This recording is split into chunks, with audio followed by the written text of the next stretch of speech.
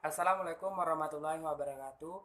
Perkenalkan, nama saya Mitra Saputra dari kelas 12 IPA 2. Di sini saya ingin menjelaskan atau menganalisis dari pertanyaan dari guru kimia kami. Berikut ini videonya.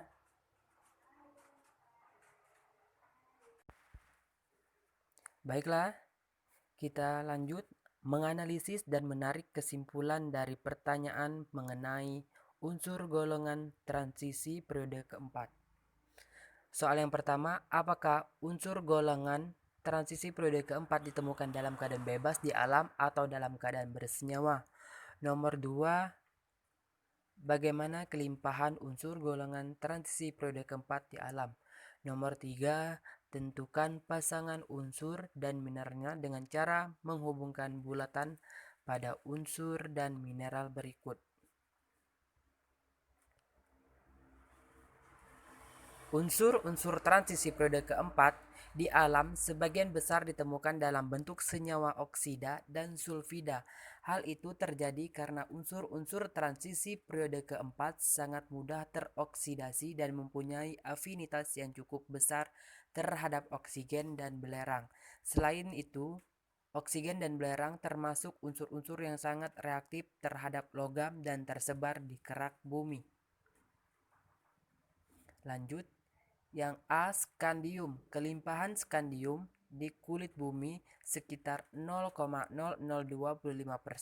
Di dalam skandium terdapat hanya sedikit bersama dengan unsur-unsur lantanida. Kandungan unsur ini dalam mineral hanya berkisar 5-30 ppm dan sangat sulit dipisahkan dari mineralnya. B, titanium. Kelimpahan titanium di kulit bumi cukup banyak, sekitar 0,6%. Selain rutil dan ilmenit, mineral yang mengandung titanium yaitu bauxite dan titanit. Lanjut, yang C, vanadium. Vanadium di kulit bumi terdapat 0,02%, meskipun sedikit vanadium tersebar luas di alam. D, krom. Kelimpahan krom di kulit bumi hanya 0,0122%. Meskipun demikian, krom banyak digunakan dalam industri logam karena merupakan komponen paling penting. E, mangan. Mangan terjadi di alam dalam jumlah melimpah. F, besi. Kelimpahan besi di alam menempati urutan keempat terbanyak di kulit bumi. Besi merupakan logam yang sangat penting dalam industri, sehingga logam besi paling banyak kegunaan dalam kehidupan sehari-hari. G, kobalt. Kobalt bersifat mirip dengan nikel. Kobalt bersama-sama dengan nikel terdapat dalam senyawa besi. Nikel.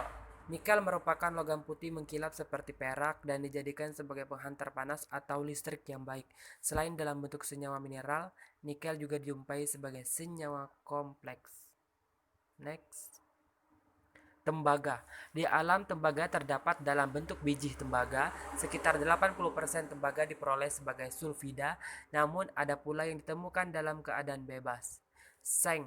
Seng merupakan unsur pada deret logam transisi periode keempat. Seng digunakan sebagai logam pelapis besi agar tahan karat. Berikut adalah pasangan dari unsur dan mineral. Scandium, torfitite, titanium, titanit, vanadium, vanadit, krom, kromit, mangan, pirolusit, besi, kuprit, cobalt, smaltit, nikel, garnerit, tembaga, malasit. Soal yang selanjutnya, bagaimana kecenderungan jumlah bilangan oksidasi unsur golongan transisi periode keempat? 2. Bagaimana bilangan oksidasi yang stabil dari unsur golongan transisi periode keempat? Next, pada tabel terlihat bahwa dari skandium sampai mangan, tingkat oksidasi tertinggi sama dengan total elektron pada subkulit 4s dan 3d. Namun dari besi sampai seng, meski terdapat lebih banyak elektron pada subkulit 3D, elektron-elektron ini terikat semakin kuat ke inti. Hal ini dikarenakan muatan inti bertambah besar dari kiri ke kanan. Oleh karena itu, tingkat oksidasi tertingginya tidak lagi sama dengan total elektron di subkulit 4s dan 3D. Next. Unsur transisi periode keempat. memiliki tingkat oksidasi, bilang oksidasi yang bervariasi. Hal ini disebabkan oleh tingkat energi subkulit 3D dan 4S yang hampir sama. Oleh sebab itu, saat unsur transisi melepas elektron pada subkulit 4S membentuk ion positif atau kation, sejumlah elektron pada subkulit 3D akan ikut dilepaskan. Bilangan oksidasi umum yang dijumpai pada tiap unsur transisi periode keempat adalah plus 2 dan plus 3. Sementara bilangan oksidasi tertinggi pada unsur transisi periode keempat adalah plus 7 pada unsur mangan 4S2 3D7. Bilang oksidasi rendah umumnya ditemukan pada ion Cr3+, Mn2+, Fe2+, Fe3+, Cu+, dan Cu2+. Sedangkan bilangan oksidasi tertinggi ditemukan pada anion oksida seperti CrO4-2-, Cr2OC2-, dan MnO4-. Next, soal yang berikutnya. 1. Pada konfigurasi unsur golongan transisi periode keempat, apakah semua elektron berpasangan? Jika tidak, tuliskan unsur yang konfigurasi elektronnya tidak berpasangan. Nomor 2. Jika Zn bersifat diamagnetik, Cu bersifat paramagnetik, ferromagnetik, tuliskanlah hubungan kemagnetan dengan konfigurasi elektron unsur golongan transisi periode keempat. Next, berdasarkan aturan membangun dari Aufbau, pengisian elektron dalam orbital D mulai terjadi setelah elektron penghuni orbital PS2 atau setelah atom kalsium 20 kalsium Ar4S2. Oleh karena itu, unsur-unsur transisi dimulai pada periode keempat dalam tabel periodik sesuai dengan bilangan kuantum utama terbesar 4s3d. Oleh karena orbital D maksimum dihuni oleh 10 elektron, maka akan terdapat 10 unsur pada periode keempat, yaitu mulai dari skandium dengan konfigurasi elektron sampai Zn dengan konfigurasi elektron. Konfigurasi elektron untuk unsur transisi periode keempat dapat dilihat pada tabel berikut ini.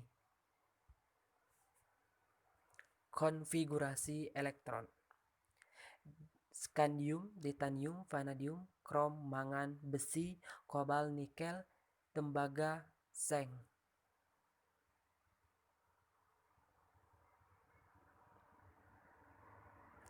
Next, sifat magnetik. Sifat kemagnetan unsur periode keempat berkaitan dengan jumlah elektron dalam orbital. Berdasarkan sifat magnetiknya, unsur-unsur transisi pada periode keempat dikelompokkan menjadi diamagnetik, menolak medan magnet karena seluruh elektron pada orbitalnya telah berpasangan, paramagnetik, sedikit dapat ditarik medan magnet karena adanya elektron yang tidak berpasangan pada orbitalnya, dan ferromagnetik, ditarik sangat kuat oleh medan magnet, di mana semakin banyak elektron dari unsur transisi yang tidak berpasangan pada orbitalnya mengakibatkan unsur tersebut bersifat ferromagnetik. Next, soal selanjutnya. Bagaimanakah kecenderungan kerapatan dari unsur skandium sampai seng? Hubungkan dengan jari-jari atom. Nomor 2, bagaimanakah kecenderungan titik lada dan titik didih dari unsur skandium sampai seng? Hubungkan dengan kekuatan ikatan logam. Jari-jari atau unsur-unsur transisi tidak banyak berubah dalam satu periode ke kiri ke kanan. Hal ini disebabkan oleh pengisian subkulit D dengan elektron-elektron, sehingga memerisai pengaruh daya tarik inti terhadap elektron terluar. Pengaruh daya tarik inti terhadap elektron terluar seolah-olah sama meskipun muatan inti bertambah dengan naiknya nomor atom unsur. Akibatnya, jari-jari atom pun relatif tidak berubah. Kenaikan titik leleh mencapai maksimum pada golongan 5B vanadium dan 6B kromium. Hal itu disebabkan oleh kekuatan ikatan antar atom logam, khususnya bergantung pada jumlah elektron yang tidak berpasangan di dalam subkulit D. Pada awal periode unsur transisi terdapat satu elektron pada orbital D yang tidak berpasangan. Jumlah elektron pada orbital D yang tidak berpasangan meningkat sampai dengan golongan 6B dan 7B. Setelah itu, elektron pada orbital D mulai berpasangan sehingga titik didih dan titik leleh turun.